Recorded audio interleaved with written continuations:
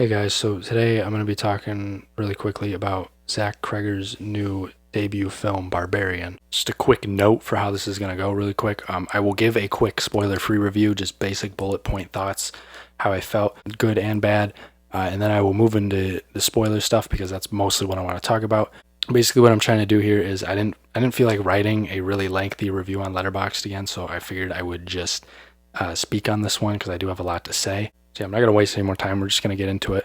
So for me, with this film, I only heard about this a couple days ago. And I saw I had really good reviews, and I was intrigued. I'm like, okay, this should be good. And I watched the trailer. I'm like, all right, it looks pretty basic, but if everybody's saying it's really good and there's a lot more to it, I'll trust it. Because last year, same thing happened with *Malignant*. I went in with little to no expectations, and it ended up being one of my favorite movies of last year, if not my favorite. I even saw some comparisons drawn between this film and *Malignant* as well. So, needless to say, I was pretty excited for this, even if I didn't want to overhype it for myself. So, if you don't know already, the basic premise is there's this girl, she goes to stay in an Airbnb, and turns out someone else is already staying there. Basically, they end up discovering some weird stuff in the basement, and that was really all the trailers show you. Right off the bat, I think the best quality of this movie is its characterization. Each character is kind of set up with their own inner turmoils and their faults and everything. By the end of the film, they all have full character arcs. I think that lends the movie a lot of credit considering everything else that is going on. This is much more a scarefest, a gore film. So having that extra layer is actually very nice. Justin Long was the standout for me. He is absolutely hilarious in this movie, and he honestly steals the show. I think he did amazing. The rest of the cast is great. Bill Skarsgård did a good job. The other girl, I apologize, I can't remember her name. She was on the Hang the DJ Black Mirror episode. She does great as well. Cinematography here is also great. There's a lot of feels like Evil Dead homages, like old cult film shots, especially taking place in some of the basement segments that are really good and definitely interesting. And there's a certain chapter in the movie, I'll just call it that for now, with a certain kind of wide lens angle where everything feels very stretched and far away, almost fishbowl-y. It's very disorienting in a really good way, and it's very uneasy, and I liked that. Music is also really good in this. It feels a little throwbacky. It's got this one specific piece that is reappears throughout the film that I think is very effective. Like I said, there's some good gore, there's some good scares in this, some good tension building. I was definitely a little thrown off by the trailer, showing audience reaction footage, because that hasn't been done since Paranormal Activity. So that was a bit of a corny promotion tactic. So with that regard, I don't think it is as scary as it's hyped up to be. Don't get me wrong, it is. It's definitely scary, but calling it one of the scariest movies of the past 5-10 years, I don't really agree with that. I think there's a lot of comedy in this too, so it kind of burns a lot of that, horror away. Not necessarily in a bad way, but you have a lot of comedy there too, so a lot of tension is relieved through that. This is definitely a very fun movie. There's a lot of layers, things that keep getting added on to the story, and I found that very engaging. I never really knew where I was in the movie in the best way possible, where you're not even worrying about the runtime. You just want to see where it keeps going and eventually builds to. And that is where the biggest fault for this movie lies for me. Feels like the audience is given all these pieces throughout the runtime, and by the end, you're expecting that final piece to come together and just really blow you away. But the movie ends and you don't get that final piece, and you kind of realize, oh, I was given everything I needed to know already, and I have to connect that now. And that's fine, but I feel like for a movie that keeps gradually building itself up like it's going to have something crazy happen at the end, it's very disappointing that there wasn't that. With that being said, I do think the twists work really well. I do think there's a great premise here. Overall, I think I was just very disappointed by how it ended up turning out. The payoff was a little unsatisfying for me. That's the major fault of this movie for me. So that's the end of the spoiler-free review. If I had to rate it, I'd say 7 out of 10. I think it's a pretty solid horror film. I think horror fans will definitely enjoy it. There's a lot of fun to be had, but ultimately that ending payoff I don't think satisfied me enough to bring this into great status. So now for the spoiler stuff.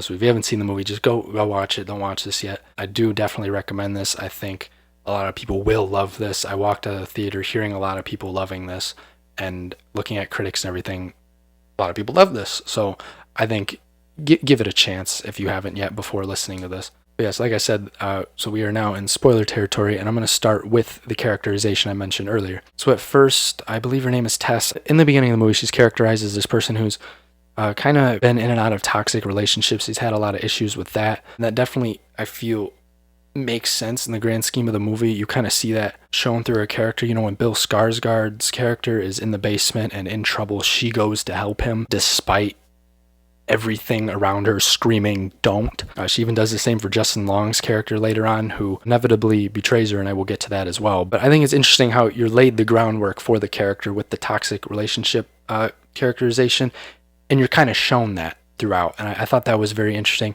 It's not just something spoken and then you're just supposed to go, okay, that's her past, or it's not something spoken and then when she kind of shows those traits later, it's not explained to the audience. It's very much you have to notice it, and I think it's a smart way of doing that. Bill Skarsgård's definitely a good red herring character. You feel like something's off about him. He's sort of like a nice guy kind of thing. Ultimately, we find out he's not the danger in the film, but I do think, you know, his character comes full circle as well. He is someone who really wanted to help Tess, who really wanted to do all this, be the nice guy, and he ultimately paid the price for it by going in that damn basement. I don't know why three people went in this basement, like past the main dungeon room. Oh my god, man. Justin Long, I think, is the most interesting because we get glimpses of him kind of being a really bad person throughout the movie. You know, there's the rape allegations towards him. I think a use of the F slur that will probably rub a lot of people the wrong way. You get little glimpses of that, and you see he has some flaws to him. But ultimately, I think you forgive him because he's so charismatic and because it seems like he wants to do the right thing. But by the end of the film, he kind of ends up paying the price for it.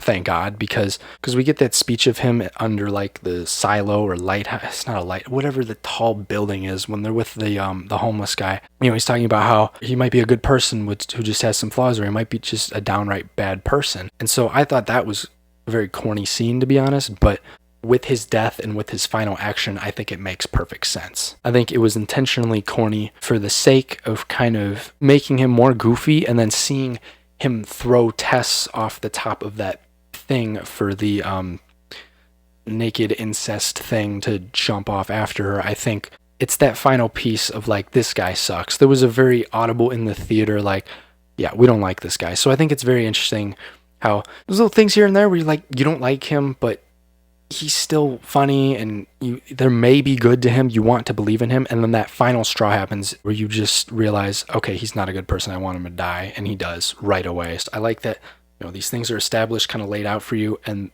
everything comes full circle for them. I thought that was very interesting. Another thing I want to talk about was the layering of introducing the characters, because I found it very interesting. So first, you know, we're introduced to Tess, who bumps into Bill Skarsgård at the Airbnb, and so we kind of get this first chapter of the movie, which is through the perspective of people who are living in a rented out space. So we get that, and then we're introduced to Justin Long's character, and we kind of are now in the shoes of the guy who owns the place and is renting it out to people. And then we go another layer deeper when we're introduced to the old man in the past, and we see that he actually owns the house and just never moved out and has been living in those tunnels. It very much feels like the movie is going deeper and deeper with the layers, much like you do with the ownership of this house and the different people living and owning it and all that. And I do really want to talk about everything going on in the tunnels because, you know, we're introduced to the old man second, but first we're introduced to the big naked lady who you don't really know who she is at first. It's kind of implied she's just a product of inbreeding from different women that man has brought to the basement and raped over the years. Homeless guy kind of explains it as like, you know, he would bring women down there, rape them, they would have babies, and they would have babies with each other, and it just became this thing that spread out. I see it as that, you know, naked lady down there was just this big amalgamation of just a big product of incest, which may explain why she's so durable and strong, but I also think that's just heightened for the sake of the movie. I think it just fits the movie style of being a little over the top and kind of understanding the female creature as well, you know, being this product of all this incest, I assume, and wanting to be like this mother figure. It kind of, first off, obviously probably came from her father, putting that idea in her mind, you need to reproduce, I want babies kind of thing. But also, I think that's all that woman has known her whole life is reproduce, take care of the kids, let them grow up, have kids, take care of them, all that, just this cycle. So I think that's a lot about that character and how it's continuing what it was taught its whole life kind of thing. One thing I will give the movie credit for is it doesn't hold your hand. You are given these pieces and you have to figure it out. When you're introduced to that first dungeon with the camera and the bed, you don't really know what it's for. And then later you find out, the old man has all these tapes and he recorded him raping these women, which were not shown, thankfully. But Justin Long's character, who finds the tapes, isn't immediately like, oh, you were doing that in that dungeon, that's what that's for.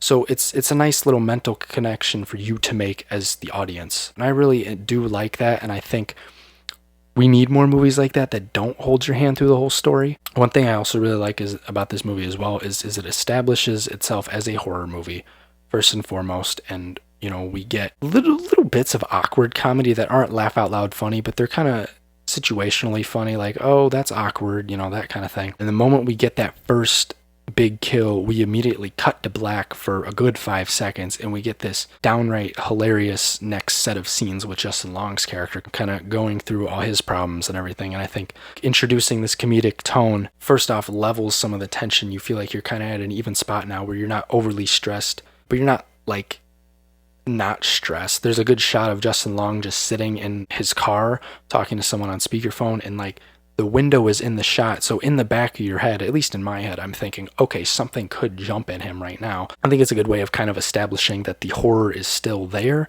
Even if nothing happened in that scene, it's still there, and the movie still wants you to know something bad is about to happen.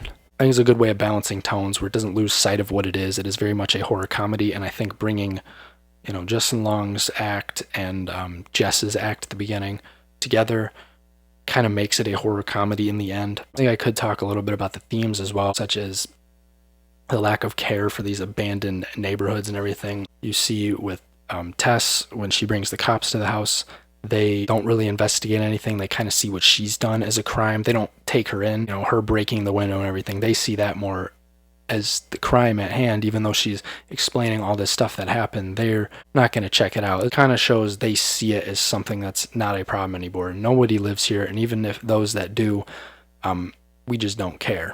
I think it definitely speaks a lot on how we view the homeless, how we view these abandoned neighborhoods, at least as a society. The Justin Long thing reminded me quite a bit of the Johnny Depp Amber Heard case recently. I thought it was very relevant to that, even if it's a bit of a different outcome with it in this movie than there was with the real life trial. I definitely feel like there is something else I want to say about this, but I think that speaks a lot about the film too. It feels like there should be that extra thing that kind of pulls it all together, because it's a movie that ends so abruptly that it's a little disappointing, because you think you're going to get something, like I said, and you don't. So you kind of walk out of the theater just kind of piecing together those little things you may not have pieced together while watching the movie, that the movie didn't hold your hand through. Other than that, I don't really have much else to say at the moment. I'm sure if I think of something, I will definitely leave it in my Letterboxd review. I will link this video in that review. There's a lot of good here. There's a lot you can take away from it, a lot you can enjoy, but like I said, it's that missing piece. It felt like it was building up to more.